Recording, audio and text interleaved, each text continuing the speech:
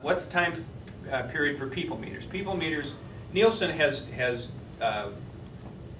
in the big markets in the country, does something called people meters. Right now, in the old days, you used to get the little diary, and people used to write down what they watched, when they watched it. Half the time they didn't write it down, half the time they just filled out their favorite station. You know, if we were the favorite station, hallelujah, we won. If we weren't, you had a heck of a time changing people's attitudes. Then they came along about in 2001 and did meters, set-top boxes. All this tells you is that television in that home is on.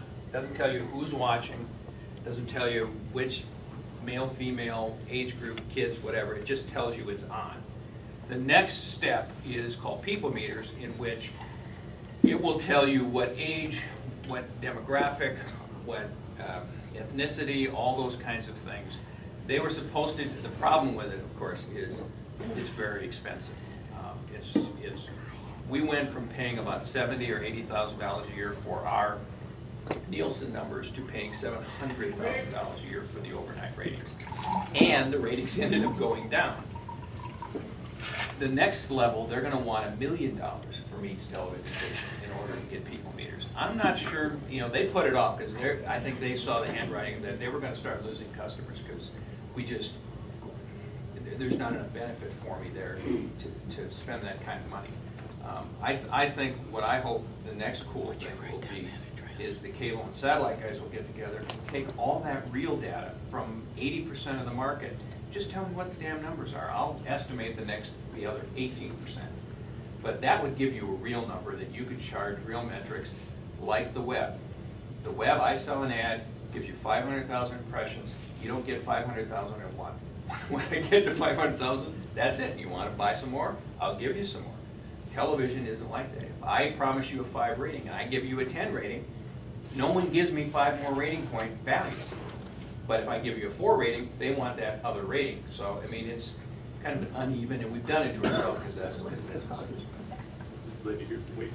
I have tons of questions, and I'll go on with the most recent one, which is the money. It seems to me that the market and the audience is just fragmenting all the way. It's all going to satellite. It's just going away.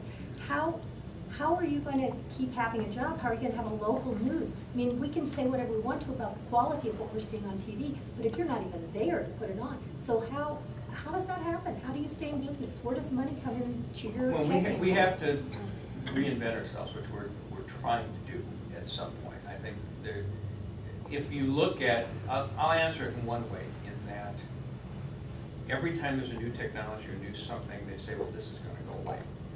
When radio came out, they said newspapers were going to disappear. When FM came out, they said AM was going to disappear. When cable came out, they said television was going to disappear. So what happens is the business changes, you adapt, and it layers itself. People watch more television today than they ever have, ever. They watch 147, there was something I read this morning, 147 hours of television, 5 more hours than they did last time. Last fourth quarter. So they're watching more, but spread out over a bunch more, but they're still continuing to watch it. So the only way we're going to continue to have jobs, continue to be relevant, which I think is local news. I will tell you it has to be. That's our hook, and that's our relationship with our audience here. I have to figure out how to gather the news differently. That means video journalists, which newsrooms hate this word.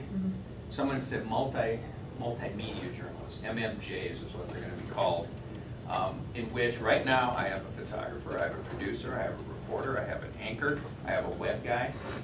At some point, and listen girls, the reporter is going to shoot the stuff, they're going to report it, they're going to write the story, they were going to put it in the computer and edit it, they were going to post it to the web, and it's going to go on the air. They're going to do those 5 jobs themselves. It's happening now. And it's happening in bigger markets. It's happening. It is happening. It is going to happen because that's the nature of this business. We're going to have. We still gather the news the same way we did 40 years ago. We cannot do that. I can't afford it. There's not enough revenue. There's too many choices. There's too much fragmentation. So we are going to change that.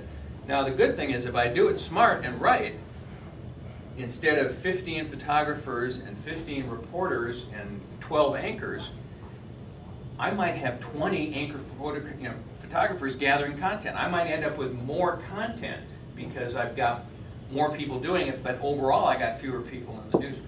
So this is something that actually we've been, and we have the luxury of not having a nightly newscast or 3 or 4 newscasts a day. Fine, we've got 5. We've got 1 a week, but we've got 1 producer. And Kevin McDonald, oftentimes, it's rare that he can get a photographer because we'll only have one of those too. Okay? But he goes out, he shoots the story, oftentimes in high def. Okay? He brings it back, he can edit that on a laptop, it's all file-based, he can edit it on a laptop. While he's editing it, he can be writing copy on that laptop, he can be posting it on the web, which he does, he Twitters the headlines. Okay? So all this is going on while the story is being created. Okay? Then the story is finished in an online suite in about an hour, hour and a half, and then it goes to air. So all of what he's talking about here is happening right now, and it's starting to roll out. You know, it's a small experiment, and you know, it's one of the things I always talk about. One of the roles for PBS is it's the NASA of television. We can afford to take the risks and do stupid things that don't work. Okay? Because you guys are just donating money to us. We're not quite as hung up on having to make a profit. Yeah, we don't have that. We have that luxury of screwing up. And this is stuff that is being tested out around the country. Okay, a real quick technical question, because you just mentioned high def. What is the difference between high def and digital? All high def is digital. Not all digital is high def. Okay, so what is high def? High def is a much more pixels per inch. Okay, it's a much finer resolution picture. Okay, it has to be a high definition television to get it. You can't get high def on an old television set. Okay. So you need a television set, a high def set that has that high resolution screen. And so high def is it's a subset of digital. And it's a richer. It's just basically more data. More data. Into about 4 times more data. Okay. Yeah. This may not even be relevant, but what does this do to our landfills? I mean, what about all these TVs that it's are? a problem. Yeah. It's going to be a problem. There's a lot of lead in old television. Cadmium, all sorts of In fact, they haven't even started to deal with that. No. And I'm not going to. That's the government's Well, problem. they're doing that with computers. I mean, there are computer collection things. And they will oftentimes announce that for $10 they'll also take your TV set. TV sets are larger and harder to recycle. We've got a deal with Mike Griegos at Paradise Village where he will do every once in a while do a promotion where you bring your old television set in and buy a new one. He'll give you $100 off on the new one. Plus, he'll take your old one and recycle it. So you're going to see that is going to have to happen because there's a lot of usable parts, but they got to be melted down. They got to be recycled. Otherwise, you're going to have landfills just filled with television sets. If you go to Goodwill right now, you can get more TV sets than you ever see. I understand the single person doing the reporting. Where does the news judgment come in? You've got to have an editor-in-chief somewhere. Yeah. That's not going to go direct. I mean, the grammar is bad enough. No, you will have you will have the editorial. You'll have the news director. You'll have the assistant news director, probably executive producer, and then each show producer who puts all this stuff together puts the show. They're going to have to be your filter for this stuff. I'm not going to put a 23-year-old MMJ who just goes on stuff without having it vetted. You know, I can't afford the lawsuits. Right. So. And who decide? And the same thing's going to happen in terms of news choice, story choice is going to be back in the studio, right? Yeah. That's you know what?